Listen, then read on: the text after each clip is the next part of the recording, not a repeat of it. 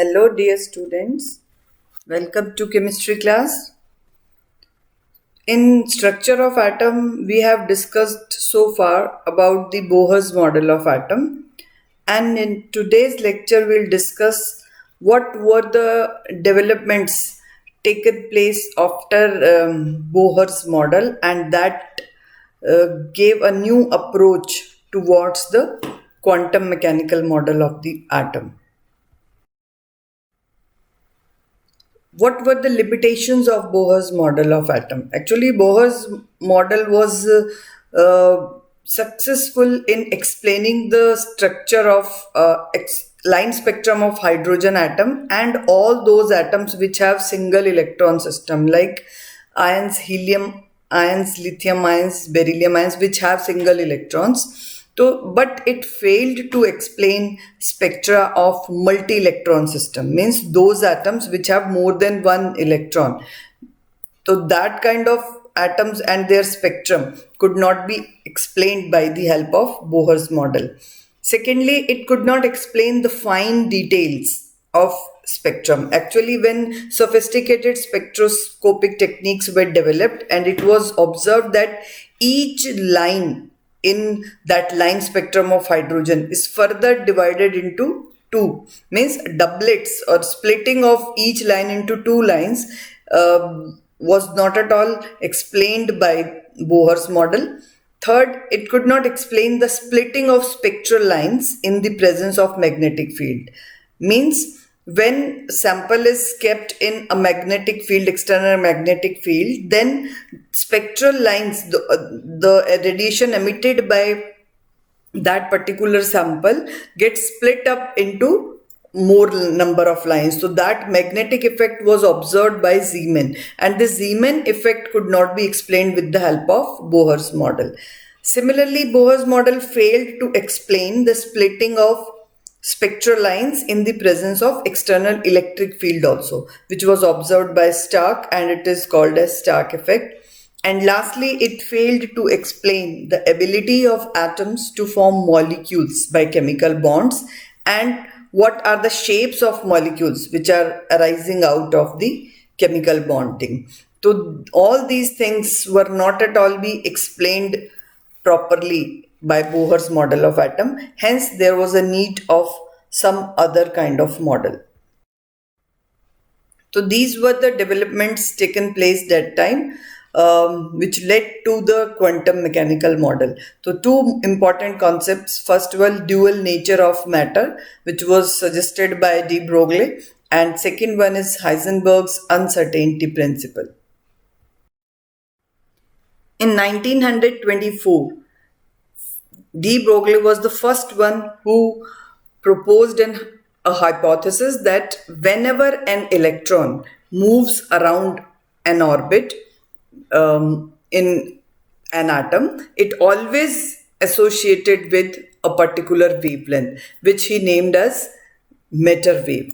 And in 1927, his hypothesis was proved experimentally by Davison and Germer by electron diffraction, and later on electron microscope was also invented using wave characteristics of electrons in the same manner as the normal optical microscope uses the wave behavior of light. And as you all know that electron microscope is highly magnified microscope which can magnify images up to 3 lakh times as compared to the normal optical microscope which magnifies up to 1000 times.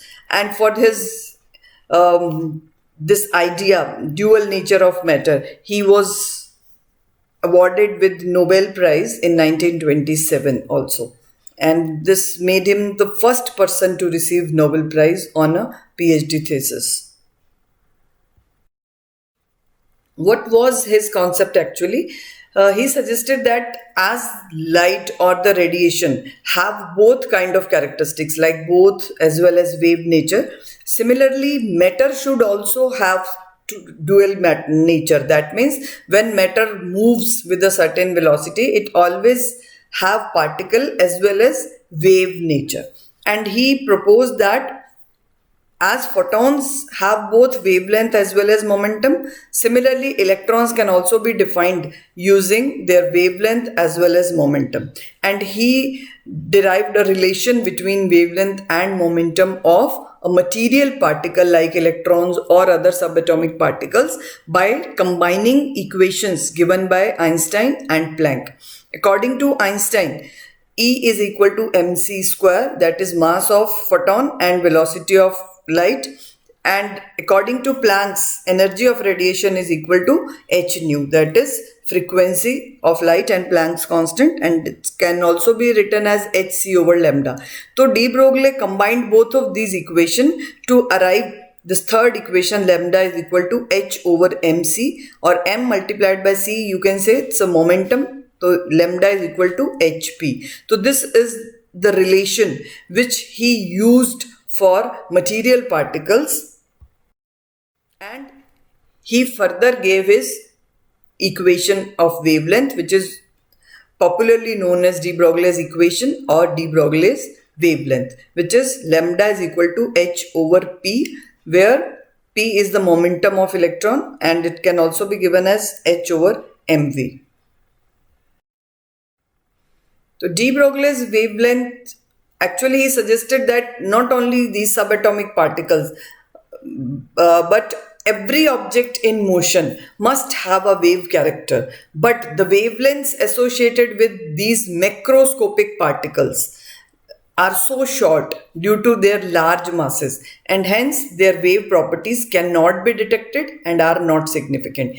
Means he suggested that every object in universe, when it moves, it is always associated with waves, but actually with large masses, as you know that lambda is inversely related to mass of the object. So if the masses are higher, so these wavelengths will be very small that they cannot be detected experimentally. So the waves associated with macroscopic particles are not significant. Rather, the wavelength associated with subatomic particles, which have very less masses, are quite significant and they can be detected experimentally. Next is the significance of de Broglie's concept.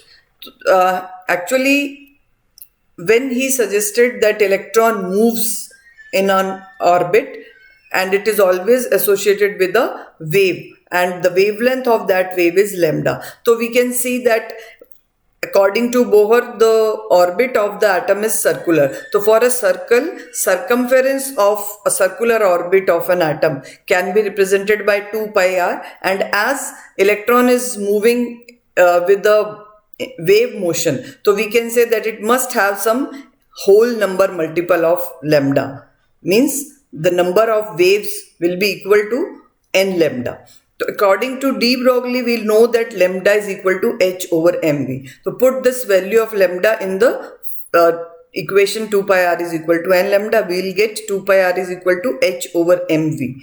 Or rearranging this equation, we will get mvr is equal to nh over 2 pi. And you remember that when we discussed Bohrs model, we discussed that Bohr suggested that, and he experimentally calculated that angular momentum of an orbital or an electron in a particular orbit is equal to a whole number multiple of h over 2 pi. So this is equivalent to the de Broglie's concept also. So we can say that circumference of Bohr's orbit for hydrogen atom is an integral multiple of de Broglie's wavelength associated with an electron when it revolves around the orbit. So this way we can prove this and signify this de Broglie's equation.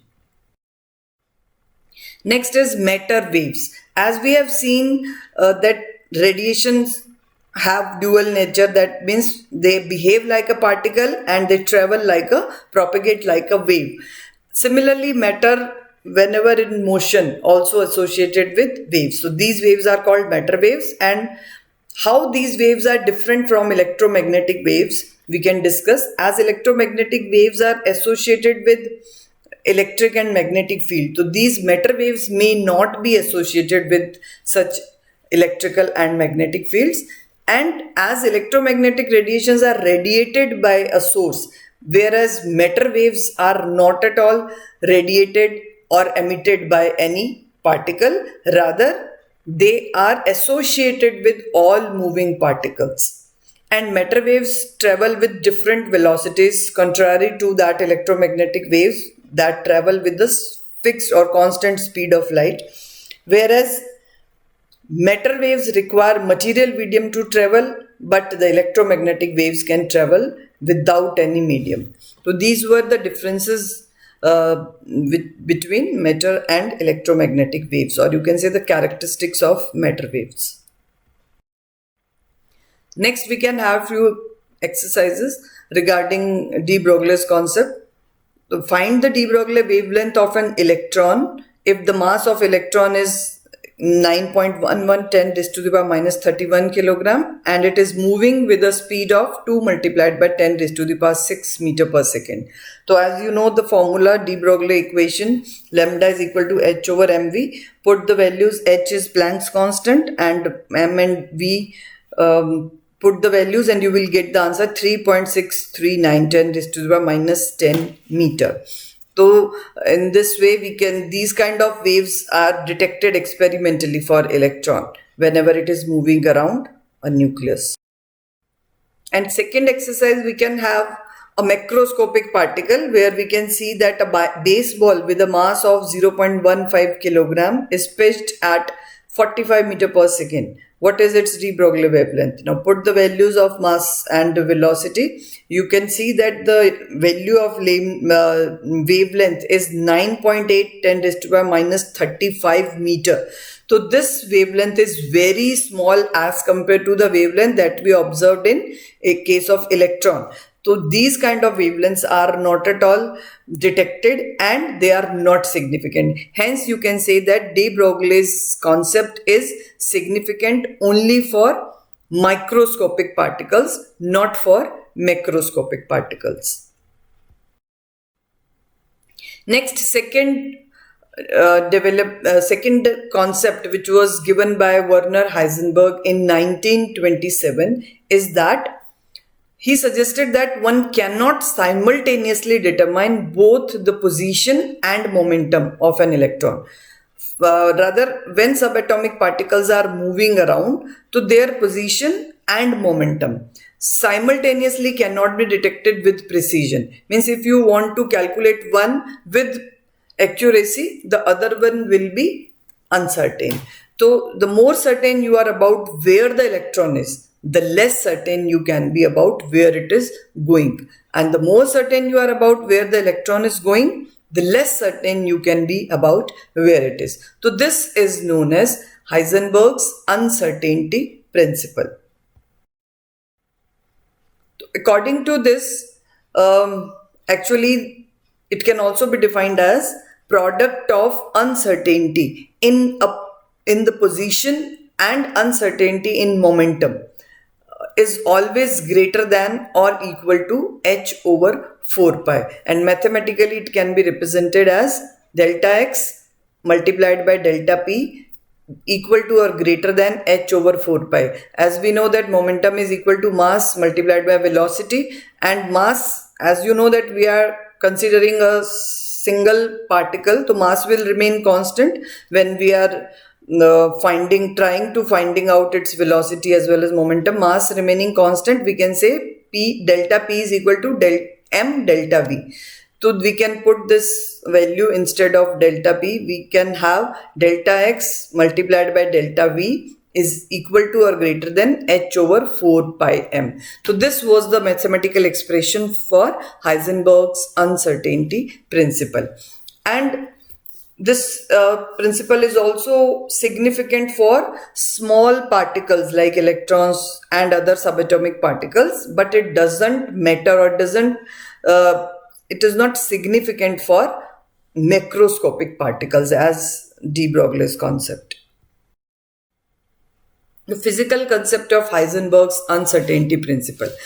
Suppose we need to locate an electron within an atom. What we need to do is we strike it with a photon, and this photon, when strikes to that particular electron which is moving around in its orbit. Then when it strikes, it will obviously help to locate the position of the electron at that time, but after the collision the electron will change its path and its position will automatically be changed.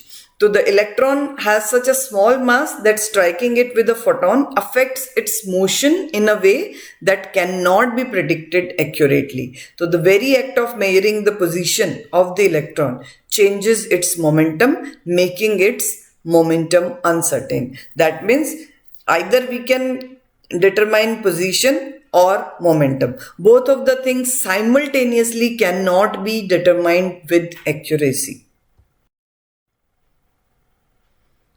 Now the significance of Heisenberg's uncertainty principle. Two important points where this Heisenberg uncertainty principle is quite significant. First is to determine, or to, you can say that when Bohr suggested that electrons move around in an atom in their fixed orbits with fixed velocity and fixed energy and that fixed path, whereas according to this principle we cannot say that path of a particle is well defined, because to define trajectory of a particle or the path of a particle we must know its momentum and its position, or you can say its velocity and its position in a certain manner. But as both of the things cannot be determined simultaneously with certainty, so the path of particle is not at all well defined. Rather, it is just, you can say that it is moving in a probable path. So that we'll discuss in quantum mechanical model, because this was the main concept behind a quantum mechanical model. And second important significance is electrons cannot exist inside a nucleus. Heisenberg's uncertainty principle can easily be applied to calculate the uncertainty in the you can say velocity of the electron within the nucleus, and that is the reason that it cannot exist inside a nucleus. Let's see how it can be done. Radius of the nucleus is of the order of 10 raised to the power minus 15 meter, and thus maximum uncertainty in the position will be that the radius only where it can be. And nucleus and now applying this value in this formula of uncertainty principle, delta V is equal to, and we need to find actually velocity of electron in the nucleus, uncertainty in velocity. To put the value of Planck's constant, mass of the electron, pi, and the radius, which is the uncertainty in position. So you can see that the uncertainty in velocity comes out to be a quite large value, 5.97 10 raised to the power 10 meter per second, as this level of uncertainty in velocity is impossible to be achieved. Hence, electrons cannot exist in the nucleus. Now some more examples. A pitcher throws a 0.1 kg baseball at 40 meter per second. So its momentum is 0.1 multiplied by 40, 4 kilogram meter per second. Suppose the momentum is measured to an accuracy of 1%. So uncertainty in momentum would be 0.01%, that is 4 multiplied by 10 raised to the power minus 2 kilogram meter per second. And the uncertainty in position is then delta x is equal to or greater than, put the value of h over 4 pi and delta p. Delta p is 4 multiplied by 10 raised to the power minus 2. You can calculate it up and the answer is 1.3 10 raised to the power minus 33 meter. So this uncertainty is not at all detectable, you can say, so it is not significant for a macroscopic particle. But in second situation, if we replace this baseball with an electron having mass 9.11 10 raised to the power minus 31 kilogram and the momentum is 3.6 10 raised to the power minus 29 kilogram meter per second. So by putting the values we can have delta x is equal to 1.4 10 raised to the minus 4 meter. So this uncertainty is quite significant. So we can say for small particles like electrons, this uncertainty principle is very much significant. And this is these two concepts, Debroglis wavelength and Heisenberg uncertainty principle, are the two main achievements of that time that led to the new model, which is based on the dual nature of matter, that we'll discuss next in quantum mechanical model of atom. Thank you. Have a nice day.